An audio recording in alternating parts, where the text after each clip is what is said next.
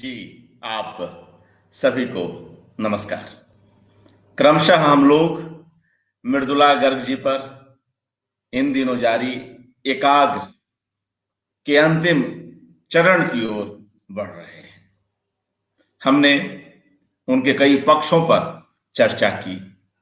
इसके बावजूद कई पक्ष रह भी जाएंगे और कुछ पक्षों का रह जाना ही संभवतः अच्छा भी होता है, क्योंकि आगे के लिए कुछ ऐसी संभावना बनी होती है। जब एक बड़ा रचनाकार कई कई विधाओं में लिखता है तो किसी एक एकाग्र में उसके हर पक्ष पर चर्चा हो ही जाए, यह मुमकिन नहीं हो पाता।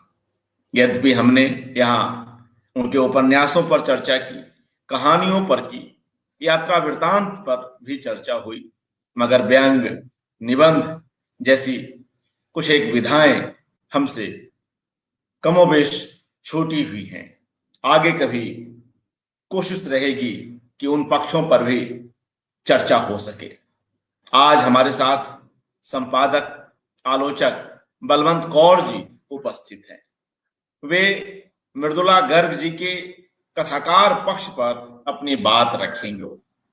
एक कहानीकार किस तरह से कई कई विषयों पर लिख रहा होता है, मगर कई बार कुछ जल्दबाजी में, कई बार कुछ अंधानुकरण में, कई बार किसी बनी बनाई लकीर को पीटने की गरज से हम किसी कथाकार को कुछ खास विषयों तक ही सीमित करके देखने लगते हैं, जो कि गलत है। आज की इस कड़ी में और पहले की भी कुछ कड़ियों में हमने कोशिश की कि मृदुला गर्ग जी की उन कहानियों पर, उन रचनाओं पर चर्चा की जाए जो कई दूसरे महत्वपूर्ण विषयों के लिए जाने जाते हैं। ये वे विषय हैं जो चर्चित, जो उनका एक इमेज है, उनकी जो चर्चित इमेज है, उससे अलग तरह की कहानियां भी उसमें शामिल हैं। इसमें माइग्रेशन पर लिखी हुई कहानी भी हमने ली। माइग्रेशन जो देश के भीतर और देश के बाहर भी, उन पर। इसके अतिरिक्त जातिगत व्यवस्था पर आधारित कहानी और उसके बरक्स दो दोस्तों की कहानी भी हमने ली।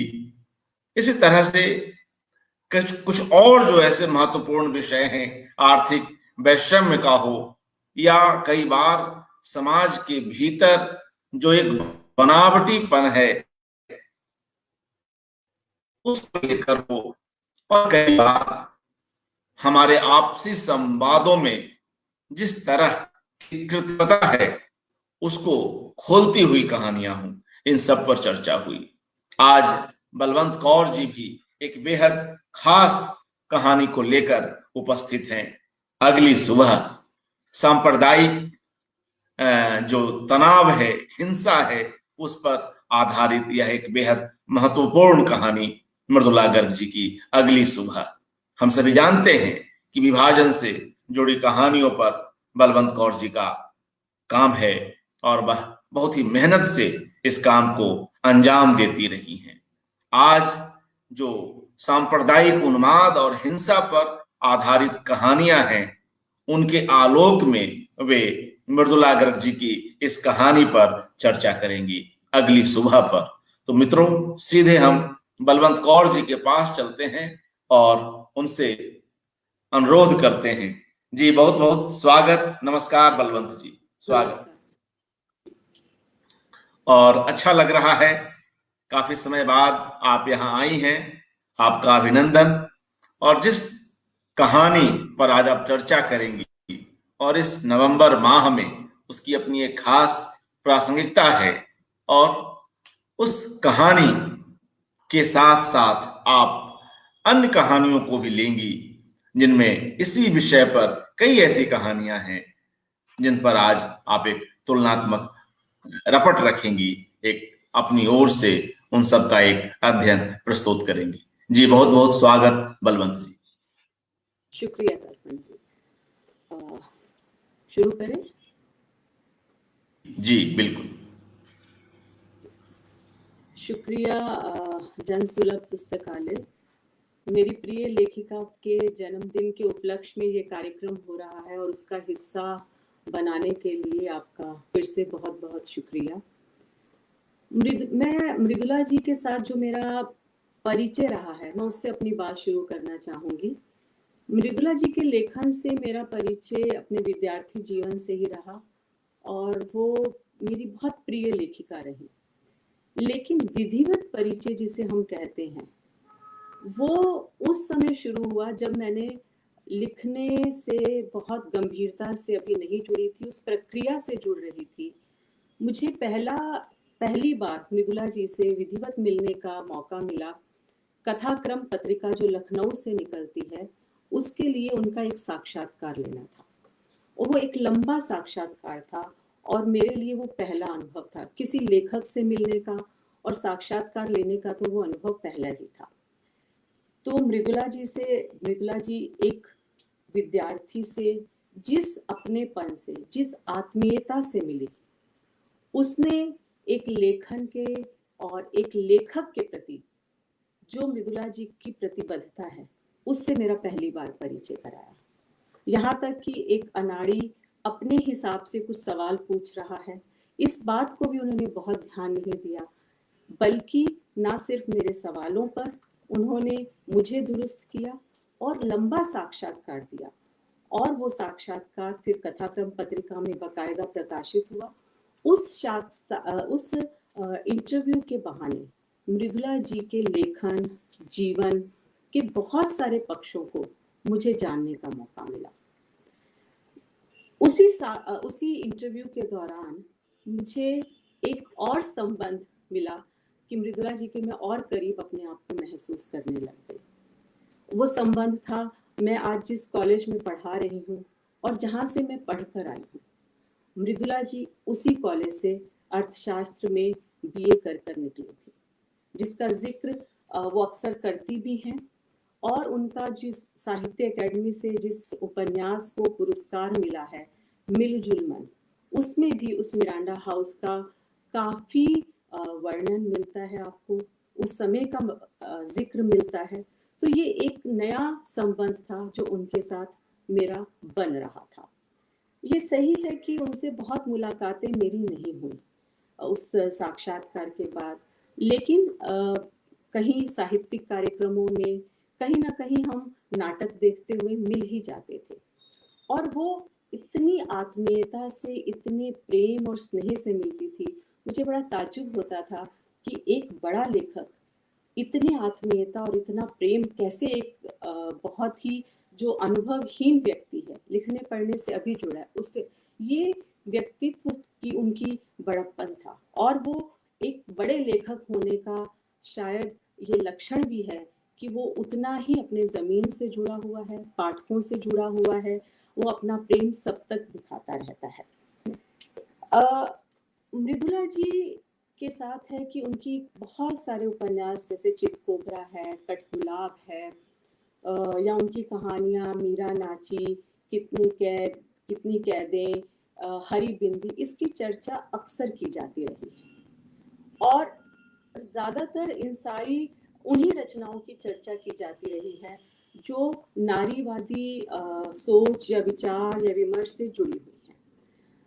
और लेकिन इसके अलावा भी मृदुला गर्ग जी ने बहुत कुछ लिखा है, अलग अलग विषयों पर लिखा है। एक जिसे कहते हैं विविधता भरा हुआ संसार है उनके लेखन का, और उस विविधता भरे संसार में उनके लेखन के कई पक्ष खुलते हैं जो उनके जो लेखक के दायित्व है, लेखक का अपने रचनाकार समय के साथ, अपने समय के साथ जो संबंध है, वो भी हम देख सकते हैं। अभी मैंने जिक्र किया कि मृदुला जी का मिरांडा हाउस के साथ भी एक संबंध रहा है।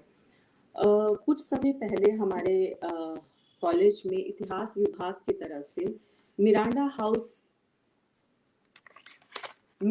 हाउस को लेकर और उसके इतिहास को लेकर कुछ पुराने विद्यार्थियों और कुछ अन्य अध्यापकों को जोड़कर एक कार्यक्रम किया गया था। जिसमें मृदुला गर्ग जी को भी आमंत्रित किया गया था। मिरांडा हाउस से जुड़ी उन्होंने अपनी बहुत सारी यादें उसमें साझा की थी। लेकिन 2 चीज़ें जो मुझे बहुत अपील करती हैं, जो उन्होंने उसमें कहा, वो था एक नागरिक का क्या दायित्व होता है और लेखक का क्या दायित्व है। दरअसल वो आज के समय पर टिप्पणी कर रही थी। वो कह रही थी कि आज का ज़माना जो सोशल मीडिया का ज़माना है, सब लोग लिखते हैं, सब करते हैं, लेकिन जब एक भयावह समय होता है, उस समय लेखक का दायित्व बढ़ जाता है और एक नागरिक का भी। उसे सड़कों पर उतरना पड़ता है, लेखक को अपने लिखे की धार को तेज करना पड़ता है। ये चीज़ उनकी मुझे बहुत अपील की कि सिर्फ हम फेसबुक या इस सब पर लिख कर नहीं, दरअसल जब सक्रिय होंगे तभी हम जो एक समय है, एक राजनीति ने जिस तरह के विकराल समय को खड़ा कर दिया है, उससे लड़ पाएंगे, उससे जूझ पाएंगे। तभी मुझे याद आया उनकी कहानी, एक अगली सुबह नाम की कहानी। और जब अर्पण कुमार जी ने इस कार्यक्रम का जिक्र किया तो मैंने सहर्ष स्वीकार करते हुए कहा कि मैं इसी कहानी पर अपनी बात करूंगी। उसका कारण यह था कि हम सब जानते हैं कि नवंबर का महीना 2 घटनाओं के लिए 31 अक्टूबर और नवंबर का महीना 2 घटनाओं के लिए बहुत याद किया जाता है। पहली हमारी आदरणीय प्रधानमंत्री जी इंदिरा गांधी जी की हत्या हुई थी और उसके बाद जिस तरह का तनाव, हिंसा पूरे देश में फैली थी, उसको लेकर एक लेखक क्या नजरिया रखता है, एक लेखक उन सारे घटनाक्रम को देखकर क्या तटस्थ होकर बैठ जाता है या वो अपना दायित्व निभाता है। तो मुझे मृदुला गर्ग जी की अगली सुबह नाम की जब ये कहानी पढ़ने को मिला तो मुझे लगा कि नहीं, लेखक के जिस दायित्व को उन्होंने निभाया है इस कहानी के द्वारा और राजनीति का एक प्रतिपक्ष खड़ा करने की कोशिश की है, वो बहुत ही महत्वपूर्ण है और उस पर बात की जानी चाहिए। बात इसलिए भी की जानी चाहिए कि पता नहीं क्यों कि हिंदी में कुछ घटनाओं को लेकर एक उदासीनता का वातावरण रहता है। उदासीनता का इस अर्थ में कि चाहे विभाजन हो, 1984 की बात हो या फिर 2002 या इस तरह की और बहुत सारी घटनाएं हम गिना सकते हैं जिसको लेकर हिंदी पट्टी में बहुत कम लिखा गया। मैं ये नहीं कह रही कि लिखा नहीं गया है, लिखा गया है, कम लिखा गया है और उसमें से भी आधे तो उन लोगों ने लिखा है जो भुक्त भोगी रहे हैं। तो ये एक सीमा हिंदी की है जो बहुत चिंता पैदा करती है और मैं इसके कारण तलाशने की हमेशा कोशिश करती रहती हूँ कि ऐसा क्यों है। तो उसी क्रम में जब मैंने बहुत सारे लेखकों को इन सब विषयों पर पढ़ना शुरू किया तो मुझे बहुत कम कहानियां मिली और बहुत अच्छी कहानियां तो और कम मिली। मृदुला जी की इस कहानी का जिक्र करना इसलिए भी जरूरी है कि 1 नवंबर के पर आधारित है, 1 नवंबर के पूरे घटनाक्रम पर यह कहानी आधारित है। कहानी शुरू होती है एक सूचना के साथ, जिस सूचना में है कि प्रधानमंत्री जी की हत्या कर दी गई है उन्हीं के सिख बॉडीगार्ड्स के द्वारा और उसके बाद पूरे शहर में जिस तरह का तनाव फैला हुआ है, जिस तरह की हिंसा एक समुदाय विशेष के प्रति की जा रही है, तो सांप्रदायिकता का जो उन्माद उन दिनों देखने को मिला था उसका जिक्र इस कहानी में आपको जगह जगह देखने को मिलेगा। और इस कहानी की खासियत ये है कि किसी भुक्तभोगी की नहीं है। हम अक्सर बचाने वालों का जिक्र नहीं करते हैं, उन पर क्या बीती, उनकी क्या सोच है। तो ये कहानी मुझे लगता है कि उन चंद कहानियों में से जो पहली बार कोई जो बचा रहा है, जो मानवीयता के पक्ष में खड़ा है, उसकी बात करती है ये कहानी। और इस कहानी के माध्यम से दरअसल हम उस सांप्रदायिक समय को याद कर रहे हैं और 1984 के समय को याद कर रहे हैं। और 1984 ही क्यों, हम उससे पहले भी याद कर सकते हैं, लेकिन 1984 मुझे लगता है कि इस रूप में हमें याद, मैं कम से कम मैं याद करती हूँ या बहुत सारे और लेखक भी इस रूप में हिंदी के याद करते हैं, चाहे वो भीष्म साहनी हो, गिरिराज किशोर हो, महीप सिंह हो, पंकज बिष्ट हो, मृदुला गर्ग हो, मंजुल भगत जी हो, ये सब लोग उस तक याद करते हैं।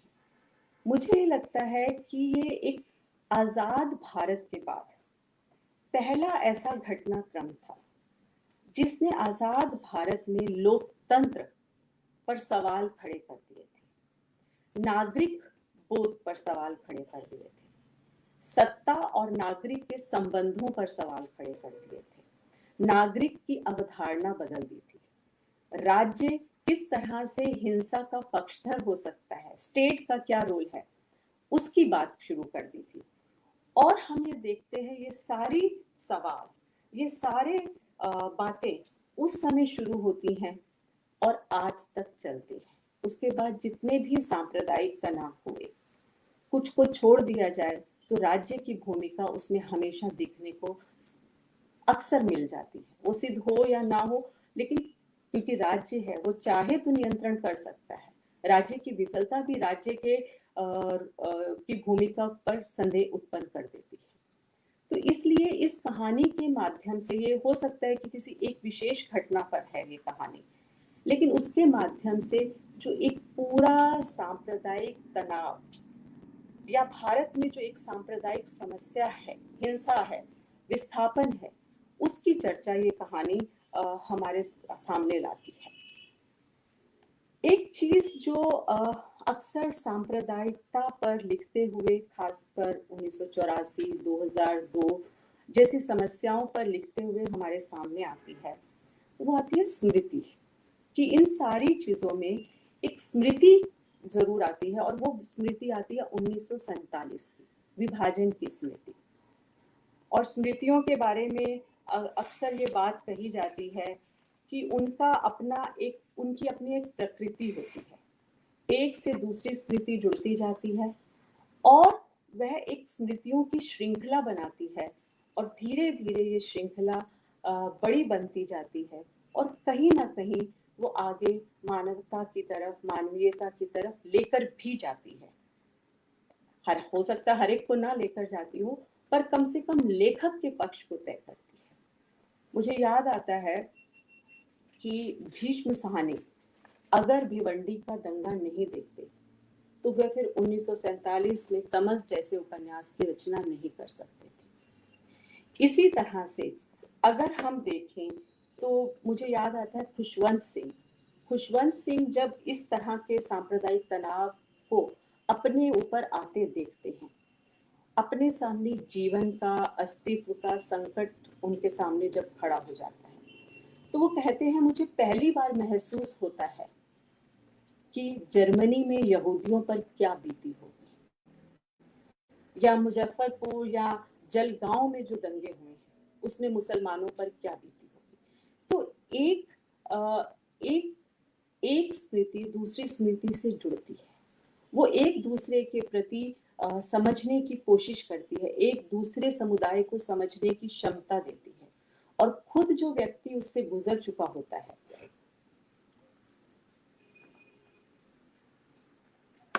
और जो व्यक्ति खुद उससे गुजरता है, तो शायद अगर वो हिंसक नहीं हो पाया तो वो हमेशा दूसरे को समझने की कोशिश। इस कहानी के साथ भी ऐसा है। कहानी क्योंकि सत्तों के नजरिए से लिखी गई है, तो कहानी में सत्तों के सामने जब पहली बार उसको ये सूचना मिलती है कि इस तरह से एक घटनाक्रम घटित हुआ है और उस एक घटना के कारण एक समुदाय विशेष को निशाने पर लाया जा रहा है, तो सत्तों की स्मृति में भी 1947 जागृत हो जाता है। उसे लगता है कि ये जो समय है ये पहले भी आ चुका है और आज भी है, और शायद यही स्मृति है जो उसे उस समय सरबजीत को, जो उसके बेटों के दोस्त हैं, उनको बचाने के लिए, जिसे कहते हैं, विवश कर देती है। वो कहती हैं, तुम लोग नहीं जानते 1947 में यही हुआ था, सरबजीत को खतरा है, इसे छुपा कर रखना होगा। लेकिन बच्चे आज की जनरेशन के, वो नहीं जानते कि 47 में क्या हुआ था। 47 में जो हिंसा थी वो सत्तों ने अपनी आंखों से देखी थी और झेली थी, सिर्फ देखी नहीं थी, उसने वो हिंसा अपनी आंखों से देखी और झेली थी। इसीलिए वो जानती है कि हिंसा किस कदर जब किसी पर हावी होती है तो तब उसकी मति भ्रष्ट हो जाती है वो सही और गलत का निर्णय नहीं कर सकता। और हिंसा जब होती है तो उसमें बचाने वाला भी विवश होता है, बचने वाला तो होता ही है, लेकिन फिर भी हिम्मत करके, इसलिए मैंने कहा ये बचाने वाले की निगाह से लिखी गई कहानी है, किसी पीड़ित की निगाह से लिखी गई कहानी नहीं है। सत्तो बचाने की कोशिश करती है, सरबजीत को एक स्टोर में छुपा देती है। तो जो मैं कह रही थी कि स्मृतियों की बात जो मैं कर रही थी कि इस कहानी में भी स्मृति है और स्मृतियां हमेशा एक को दूसरे से जोड़ती रहती है। सिर्फ पहले ही प्रारंभ में ही नहीं, बाद में भी सत्तो उस हिंसक मंजर को याद करती है। 1947 में जो घटित हुआ था, वो अपने रिफ्यूजी होने को याद करती है, रिफ्यूजी होने के संघर्ष को याद करती है, क्योंकि वो जानती है कि एक बार उखड़ना क्या होता है। हिंसा करने वाले तो एक बार कर देते हैं, मरने वाला मर जाता है, लेकिन जो बचते हैं उनका जीवन किन संघर्षों से गुजरता है। तो इसीलिए सत्तो का पूरा जोर अपनी वो हिंसा भी झेलती है, लेकिन उसके बावजूद वो मानवीयता के पक्ष में खड़ी रहती है। दूसरी चीज जो इस कहानी के साथ जुड़ी है और जो देखने की चीज है कि जब भी हम सांप्रदायिकता पर बात करते हैं तो सांप्रदायिकता के साथ एक चीज जुड़ी होती है पहचानों के संकट की। अस्तित्व का प्रश्न तो होता ही है, लेकिन एक अन्य की अवधारणा भी जुड़ जाती है कि दूसरा समुदाय जो है वो क्योंकि हमसे देखने में अलग है, हम उसकी पहचान, धार्मिक पहचान अलग है, तो उसकी धार्मिक पहचान को निशाना बनाया जाता है। हो सकता है कि यहाँ पर सत्तो सरबजीत को जो बचा रही है, सरबजीत अगर बाल नहीं रखता, पगड़ी नहीं पहनता, तो शायद ये संकट उस पर नहीं आता। सत्तो के दिमाग में भी ये है कि अगर उसके केश काट दिए जाएं तो शायद वो बच जाएगा। तो ये जो अन्य की अवधारणा है ये आती है, और ये अन्य की अवधारणा हमेशा जो दंगाई समुदाय होता है, जो ये काम कर रहा होता है, जो हिंसा का पक्षधर होता है, वो अपने लिए बहुत सारे जस्टिफिकेशन आता है। तो ये कहानी इसलिए कि अपने समय को, जो उस समय के, अगर हम उस समय के समाजशास्त्रीय, 1984 के समाजशास्त्रीय या इतिहास या लोगों के संस्मरण पढ़ें तो हम देखेंगे ये उस समय को बखूबी ये कहानी उसका प्रतिनिधित्व करती है। जैसे अफवाहें कि अरे एक समुदाय विशेष ने तो पूरा आक्रमण कर दिया है, सिर्फ इंदिरा गांधी की हत्या नहीं की है, वो तो गोलियां चला रहे हैं। बल्कि सत्तो का बेटा कहता है पर गुरुद्वारे में आग तो आप लोगों ने लगाई है। या प्रधानमंत्री की हत्या पर वो समुदाय मिठाइयां बांट रहा है। तो सत्तो पूछती है कि आपने देखा है? सवाल देखने का नहीं है, सवाल ये नहीं है कि कौन क्या है, सवाल है कि आप दरअसल जो कर रहे हैं उसका जस्टिफिकेशन क्या है। जो हिंसा कर रहे हैं, चाहे वो कोई भी हिंसा हो, क्योंकि ये एक बड़ी बात है कि 1984 में जो सांप्रदायिक हिंसा हुई थी उसके पीछे हमेशा एक कारण दिया जाता रहा कि पंजाब में भी तो बहुत सारे हिंदुओं को मारा गया है। तो यानी हम उस एक प्रक्रिया में चल रहे हैं कि जहां हिंदुओं को मारा गया है तो अब हमें उसका बदला दूसरे समुदाय से ले, यानी हिंसा आगे हिंसा को बढ़ा रही है, उसको कहीं पर भी कम नहीं कर रही।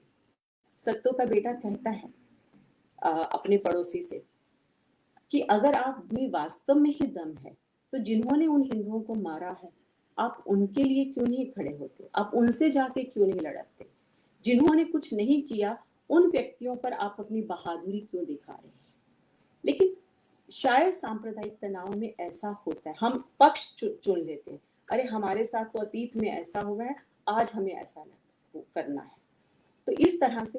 और दूसरी चीज ये होती है कि इस सारे घटनाक्रम को कहीं भी राज्य की तरफ से नियंत्रित करने की कोशिश नहीं की जाती। जब मैं इस कहानी का चुनाव कर रही हूँ तो मुझे लगता है कि इस कहानी में ऐसे बहुत सारे वर्णन आए हैं जिससे हम उस समय जो हमारी संवैधानिक संस्थाएं हैं, पुलिस का रोल जो हमेशा जिसको तनाव घटाने के लिए इस्तेमाल किया जाना चाहिए, हमारे चुने हुए प्रतिनिधियों का रोल, वो सब भी इस कहानी में कटघरे में आता है। सत्तो का बेटा जो ये कभी विश्वास ही नहीं करता कि 1947 जैसी घटना फिर हो सकती है, क्योंकि ये तो अब अपना देश है, एक लोकतंत्र है। इसीलिए मैंने शुरू में कहा कि ये लोकतंत्र की अवधारणा पर, लोकतंत्र पर ही सवाल खड़े कर देता है ये घटनाक्रम, और वो सवाल आज तक खड़े हमें नजर आते हैं। अंततः सत्तो का बेटा आके उसकी अपनी माँ को कहता है कि माँ, अब हमें सर्वजीत को बचाना मुश्किल होगा, हमने जहां छुपाया उसे निकालना पड़ेगा। उसकी माँ हैरान होती है, आखिर क्यों? अभी तक तो वो मानता भी नहीं था कि इस तरह की अपने ही पड़ोसी अपने कैसे दुश्मन हो सकते हैं एक दूसरे के। लेकिन सत्तो उस अनुभव से गुजर चुकी है। वो जानती है जब वहशीपन किसी के दिमाग पर सवार होता है तो फिर उससे बच पाना मुश्किल होता है। तो उससे पूछती है कि क्या हुआ बेटा? तो वो कहता है मैं पुलिस के पास गया था। पुलिस के पास गए थे तो फिर? तो पुलिस ने कहा कि तुम कैसे हिंदू हो जो एक समुदाय विशेष के लोग को बचाने की अपील करे? तुम मार के आए होते तो कोई बहादुरी होती, बचाना तो कायरता है। तो आप ये देखिए कि जो हमारी संवैधानिक संस्थाएं हैं या इस तरह की संस्थाएं हैं जिनसे हम न्याय की गुहार लगा रहे थे, पहली बार उसका चरित्र भी हमारे सामने आता है। और ये कहानी में भले ही 2 वाक्यों में आया है, पर वो 2 वाक्य उस पूरे समय के, उस पूरे उस पूरे समय को हमारे सामने, पुलिस के चरित्र को हमारे सामने प्रस्तुत कर देते हैं। और इस पुलिस का ये जो न्याय प्रणाली का चरित्र है वो हमें बाद में भी देखनी। हर सांप्रदायिक तनाव में ऐसा लगता है कि पुलिस का भी चरित्र कोई एक धर्म विशेष से जुड़ गया है, किसी वर्ग विशेष से जुड़ गया है, किसी जाति विशेष से जुड़ गया है। तो न्याय व्यवस्था, लोकतंत्र जिसका एक खंभा है न्याय, उस पर जो टिका हुआ है वही खत्म हो जाता है। दूसरा जिक्र जो इसमें आता है, जब सत्तो सरबजीत के केश काट के अपने बेटे के कपड़े पहनाकर उसे भगाने की कोशिश करती है, तो वो देखती है कि कार से कोई नेतानुमा व्यक्ति उतर रहा है और वह पहचानने की कोशिश करती है। तो वो काफी परेशान होती है, हैरान होती है। क्यों? क्योंकि उसे लगता है ये तो वही व्यक्ति है जिसे हमने चुना था। हमारा जो प्रतिनिधित्व कर रहा था वो सिर्फ हमारा ही नहीं, जिसे हर समुदाय के, हर जाति विशेष के, हर धर्म के लोगों ने जिसको वोट दिया था। लेकिन आज वो दंगाइयों के साथ खड़ा है। वो अपनी एक विशेष धार्मिक पहचान के आधार पर लोगों का नेतृत्व कर रहा है और भीड़ को हिंसा के लिए उकसा रहा है। तो सत्तो का जो भ्रम या उसके बच्चों का जो भ्रम होता है वह टूटता है। ये एक नई चीज थी जो उस नवंबर के महीने में, 1984 के नवंबर के महीने में हमें पहली बार कि जनता के चुने हुए प्रतिनिधि सीधे तौर पर हिंसा में शामिल पाए जाते हैं, हिंसा का प्रतिनिधित्व कर रहे होते हैं। तो सवाल है कि इस तरह के क्या घटनाक्रम एक 1984 पर आकर रुक जाता है? नहीं। शायद मृदुला गर्ग की लेखनी जिस बारीकी के साथ इन सब चीजों का जिक्र कर रही है, मुझे लगता है कि वो संकेत दे रही हैं कि आज अगर हमने हस्तक्षेप नहीं किया तो संभवतः आने वाले समय में ये लोकतंत्र का, राज्य का, पुलिस का, नेताओं का चाल चरित्र बदलेगा ही बदलेगा। और इसमें एक पार्टी या दूसरी पार्टी का हम नहीं जिक्र, हम एक चरित्र की बात कर रहे हैं। और उस चरित्र को मृदुला जी ने कहानी के ढांचे में बहुत ही बारीकी के साथ, बहुत धैर्य के साथ पकड़ने की कोशिश की है। सांप्रदायिक तनावों से जुड़ी कहानियों के साथ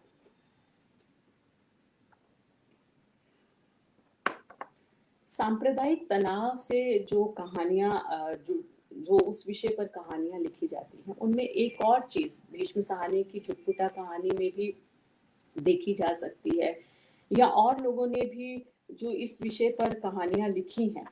खासकर 1984 पर मैं कहूँ तो महीप सिंह की एक मरा हुआ दिल, हृदयेश की अफवाहें, भीष्म सहानी की चुटपुटा का तो मैंने जिक्र किया ही है, पुन्नी सिंह की शोक है, मंजुल भगत की स्याह घर है। इस तरह की कहानियों का जब मैं पढ़ती हूँ और उसमें मृदुला गर्ग जी की कहानी को पढ़ती हूँ, एक चीज जो बहुत ध्यान देने की है कि इस सारी घटनाओं ने दरअसल देश की, वतन की अवधारणा को बदल देती है। सत्तो भी इसीलिए अचंभित है, उसके बेटे भी, क्योंकि अचंभित इसलिए है, वो ये तो जानती है कि हिंसा जब होती है तो फिर उसको रोकना बहुत मुश्किल हो जाता है, लेकिन उसके बेटे कहते हैं 1947 बीत गया और उस समय तो देश का विभाजन हुआ था, आज तो कोई विभाजन नहीं है, और जब विभाजन नहीं है तो फिर हिंसा उस पैमाने पर नहीं हो सकती या हिंसा हो ही नहीं सकती। तो ऐसी स्थिति में, लेकिन सत्य वो क्यों कह रहे हैं बेटे, उन्हें लगता है हमारा अपना देश है और हम यहाँ के नागरिक हैं, और किसी भी राज्य में राज्य उसको कोई भी जो स्टेट है वो कोई हिंसा अपने नागरिकों के साथ होने नहीं देगी। लेकिन जो लोग 1947 में एक जगह को छोड़कर दूसरी जगह आते हैं, उसे अपना वतन कहते हैं और मानते हैं कि ये हिंसा का दौर अब खत्म हो गया, रिफ्यूजी होने के संघर्ष चलिए कर लिए जाएंगे और उसके बाद ये देश हमें समान अधिकार देगा, वहां पर आके सवाल खड़ा हो जाता है। उनके लिए देश की, वतन की अवधारणा पर प्रश्न चिन्ह लगने शुरू हो जाते हैं, और ये प्रश्न चिन्ह इसीलिए लगते हैं क्योंकि हिंसा को नियंत्रित करने की जो कोशिश है वो दिखाई नहीं देती है, भरोसा उठ जाता है, विश्वास। तो इस तरह की कहानियों में जो चीज सबसे ज्यादा देखने को मिलती है कि जो इंसानियत पर बना हुआ भरोसा है, जो इंसानियत पर विश्वास है, वो खत्म हो जाता है, एक दूसरे पर अविश्वास बन जाता है। कुछ देर के लिए तो सरबजीत, जिसको सत्तों ने बचाने के लिए छुपाया है, वो भी, उसको भी लगता है आंटी जी ने मुझे क्यों इस तरह से बंद कर दिया, आंटी जी बाहर कैसी बातें कर रही हैं, लेकिन वो नहीं जानता कि यही आंटी जी उसको बचाने के लिए कर रही हैं। पर अविश्वास तो है, आंटी जी बचा रही हैं लेकिन पड़ोसी नहीं। अब आप अपने बेटों से कहिए कि अपने दोस्तों को यहाँ मत आने दें, इन सालों ने मारा है, पंजाब में बहुत, अब तो ये होना ही था। ये सारी जो चीजें हैं दरअसल वो धीरे धीरे समाज के कई तरह के बंटवारे करती जाती है। 1947 में तो देश का बंटवारा होता है, लेकिन उसके बाद लगातार हम देखते हैं दिलों के बंटवारे होते हैं, कभी जातियों के नाम पर होते हैं, धर्म के नाम पर होते हैं, ये बंटवारे लगातार चलते हैं। और इन्हीं सब बंटवारों की कहानी मुझे लगता है कि ये अगली सुबह नाम की कहानी है, कि इंसानियत के पक्ष से लिखी गई कहानी है। और सत्तो अपने साथ होती, अपने सरबजीत को बचाने के लिए हिंसा को झेलती है, उसके बेटे सरबजीत को ले जाने में हिंसा की चपेट में आते हैं, लेकिन वो लगातार कोशिश कर रही है। ये कहानी की खूबसूरती है, ये मृदुला गर्ग जी की जिसे कहते हैं लेखनी का, या उनका वो दृष्टिकोण है कि किसी भी हालत में वो इंसानियत के पक्ष में अपने पात्रों को खड़ी दिखाना चाहती है। वो चाहती हैं कि इस तरह की घटनाएं ना हो, इसीलिए एक लेखक का जो दायित्व है कि वो अपना लिख कर अपनी चीजों पर लिख कर अपने पक्ष को बताता है, अपनी प्रतिबद्धता को जाहिर करता है। तो मृदुला गर्ग जी की कहानी उसी तरह की कहानी मुझे नजर आती है।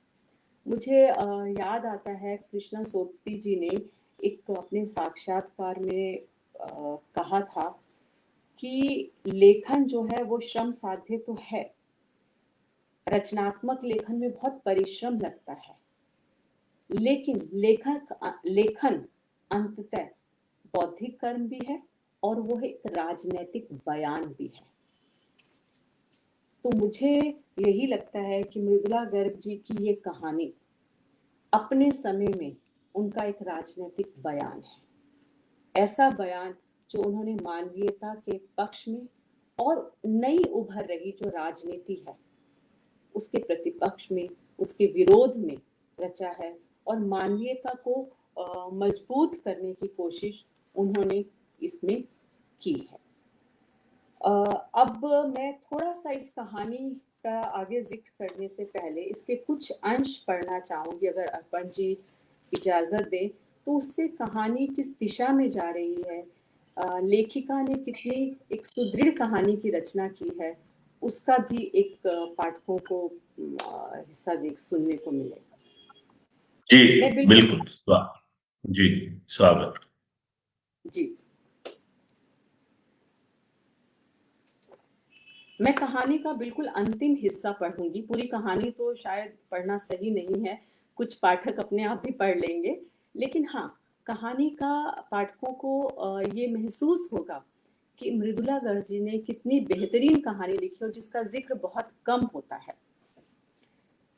कैसी भीड़ है यह जवान छोकरे जिहाद पर निकले हैं या जश्न पर। किसी के चेहरे पर दुख का ताप नहीं, रंजिश नहीं, मस्त हाथियों से वहशीपन के सिवा कुछ नहीं। एक हत्या तब हुई थी 1948 में, तब भी भीड़ जुटी थी, मातम मना था, लोगों के घरों में चूल्हे तक नहीं जले थे उस रात और अगली सुबह, और एक अब है कि घर जल रहे हैं। यह मातम है या त्योहार। छज्जे पर झूलती वह देख रही है अजय और वह सर्वजीत अभी भीड़ के नापाक इरादों के दायरे से बाहर नहीं निकले। बजरंग बली उसने बुदबुदाने की कोशिश की, पर देखा ठीक उसके घर के सामने 4 जवान छोकरे एक आदमी को सड़क पर घसीटे ला रहे हैं। छोड़ो उसे हैवानो, छोड़ो। चीख कर वह नीचे दौड़ने को हुई कि पत्थर बनकर रह गई। एक सफेद गाड़ी किनारे आकर रुकी, उसमें से बाहर झांककर एक आदमी चीखा। सीने में मुक्का खाकर उसने पहचाना, ये तो वही आदमी है जिसे पिछली बार उसने वोट दिया था। पास पड़ोस के सिखों ने भी दिया था। वह संभल पाती इससे पहले ही वह चिल्ला उठा, रोको रोको, साइकिल पर केश कटा सरदार जा रहा है। नहीं, पूरा दम लगाकर वह चीखी, यह देखो केश। सरबजीत के कटे केश दोनों हाथों में ऊपर उठा लिए। आग की लपटों ने उन्हें रोशनी से बांध दिया। लड़का मेरे घर में बंद है, ले जाओ आकर, उसको छोड़ो, वह मेरा बेटा है। जल्दी आओ ऊपर, कहीं निकल ना भागे। उस पर जैसे दौरा आ गया था।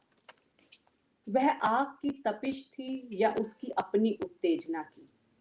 भेड़ियों की तरह जीभ लपलपाती भीड़ उसकी तरफ दौड़ पड़ी। वहां है अलमारी। अलमारी की तरफ इशारा करके उसने कहा। नंगे मजबूत हाथों ने दो धक्कों में पल्ले झटक दिए। अंदर ठसाठस सामान भरा था। गुस्से में फुंकार कर वह उसकी तरफ मुड़े। अलमारी के पीछे स्टोर में उसने कहा। शब्द मुंह से निकले भी नहीं थे कि अलमारी आगे खींच भीड़ पीछे छूट पड़ी। चाबी लगाने की नौबत नहीं आई। जवान हाथों ने कुंडी समेत ताला तोड़ लिया। अपनी अपनी छड़ और बर्छी संभाले, मोर्चा बंदी करते कदमों से उचक कर उन्होंने भीतर झांका। खाली पड़ा कमरा मुंह चिढ़ा रहा था। झूठ, बार बार झूठ। सच बोल, कहाँ छिपा रखा है उसको? पता नहीं कितने आदमी एक साथ चीखे और उसकी तरफ बढ़ आए। शर्म करो राक्षसों, शर्म करो, उसने चिल्ला कर कहा। यही धर्म है तुम्हारा। इसी बूते पर हिंदू कहते हो अपने को, उसकी जगह तुम्हारा बेटा हो तो तुम्हारे मनकों को जिंदा जलाए कोई, तुम्हारे हरीश को पटक पटक कर मारे। रहम खाओ मेरे भाइयों, रहम खाओ, तुम भी बेटे बेटी वाले हो, तुम्हारे भी बूढ़े माँ बाप हैं।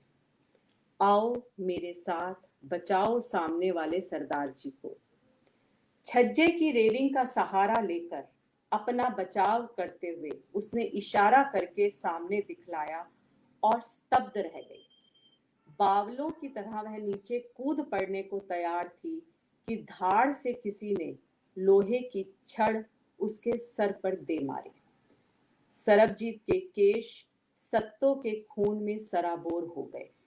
अशोक बेहोश होते होते उसके मुंह से निकला, भीड़ की सरहद पर उसने अपने बेटे को देखा था। हालांकि इस कहानी को पढ़ने और के बाद कुछ भी कह पाना थोड़ा असंभव है, फिर भी दो छोटी छोटी बातें कि ये कहानी जिस जगह पर जाके खत्म होती है वो दिखाती है कि जब हिंसा किसी पर सवार हो रही है तो वह दरअसल सिर्फ एक विशेष समुदाय को नहीं अपना टारगेट बनाती। जो बचा रहा है दरअसल वह भी एक दुश्मन की भूमिका में आ जाता है और बचाने वाला भी अंततः हिंसा का शिकार हो जाता है। दूसरी चीज इस कहानी की जो मुझे खास चीज लगती है, ये एक स्त्री दृष्टिकोण से लिखी गई कहानी है और शायद इसीलिए स्त्री द्वारा, स्त्री दृष्टिकोण से, इसका वाचक भी स्त्री है, तो ये कहानी इसीलिए अधिक संवेदनशीलता के साथ लिखी गई है। कभी कभी इस तरह की कहानियां पढ़ते हुए मुझे यह भी देखने को मिला है कि 1947 से अगर हम जिक्र करें अभी तक के सभी तरह के सांप्रदायिक हिंसाओं का, उसमें स्त्रियों की भूमिका लगातार बदलती रही है। वो पीड़ित के पक्ष से तो रही हैं, पीड़ित रही हैं, लेकिन ऐसे बहुत सारे सांप्रदायिक तनाव, दंगे, नरसंहार हमें देखने को मिले हैं जिसमें वह लुटेरी भी रही हैं और उन्होंने हिंसा का समर्थन भी किया है। लेकिन इस कहानी के द्वारा वो हिंसा का, लेकिन ये जिसे कहते हैं कि इस तरह की घटनाएं बहुत कम हैं और इस तरह की घटनाएं सामान्यता नहीं होती। पर हम जब कह रहे हैं कि लोकतंत्र का चरित्र बदल रहा है, नेताओं का चरित्र बदल रहा है, पार्टियों का चरित्र बदल रहा है, तो स्त्री की भूमिका भी, उसकी सेंसिबिलिटी भी धीरे धीरे बदल रही है। लेकिन जिस समय ये कहानी लिखी गई और जिस एक घटना को आधार बनाकर 1 नवंबर के संदर्भ में ये कहानी लिखी गई है, ये कहानी उस स्त्री के भीतर छिपी संवेदनशीलता, उसकी मानवीयता के पक्ष को मजबूत करती है। और ऐसा कहीं ना कहीं मुझे इस कहानी को पढ़ के ये हौसला भी मिलता है कि दरअसल इस तरह की हिंसा के विरुद्ध स्त्रियां ही हैं जो खड़ी हो सकती हैं और सामने वाले को ललकार सकती हैं, हिंसा को रोक सकती हैं। और ऐसी कहानी भी कोई स्त्री ही शायद लिख सकती थी। इसीलिए मुझे लगा कि ये कहानी एक मृदुला गर्ग जी का राजनीतिक बयान है जो उन्होंने यहाँ लिखकर रचनात्मक रूप में हमारे सामने रखा है। बहुत बहुत शुक्रिया। जी शुक्रिया बलवंत जी, इस बेहद संवेदनशील कहानी की ऐसी समीचीन और प्रासंगिक व्याख्या के लिए। अगली सुबह मित्रों, मृदुला गर्ग की बेहद भावप्रवण कहानी सांप्रदायिक हिंसा कितनी भयावह हो सकती है, हमें इसके लिए आगाह करती हुई एक कहानी। और जिस तरह से बलवंत जी ने इस विषय पर उपलब्ध कहानियों के बीच इस कहानी की चर्चा की, यह चर्चा बेहद खास हो उठती है। मजहब व मिल्लत कि गलत और संकीर्ण राजनीति और सोच से सभ्य माना जाने वाला हमारा यह समाज कैसे किसी जंगल से भी अधिक डरावना, घिनौना हो उठता है। मृदुला गर्ग का कहानीकार इस ओर हमारा ध्यान दिलाता है, और वहां जिस बहादुरी से एक स्त्री सामने आती है और बचाव की पूरी मुद्रा के साथ जिस तरह से अपने जान की परवाह किए बगैर कूद पड़ती है, उस ओर भी बलवंत जी ने इशारा किया। अच्छा लगा कि आज इस कहानी की चर्चा हुई, और यह कहानी या ऐसी कोई भी कहानी इसलिए भी प्रासंगिक होती है कि पता नहीं क्यों हमारे यहाँ या देश के बाहर भी ऐसी बेवजह की घटनाएं घटती रहती हैं जिससे मनुष्यता बार बार लज्जित होती है, हारती है। यहाँ कोई नहीं जीतता, हर कोई हारता है।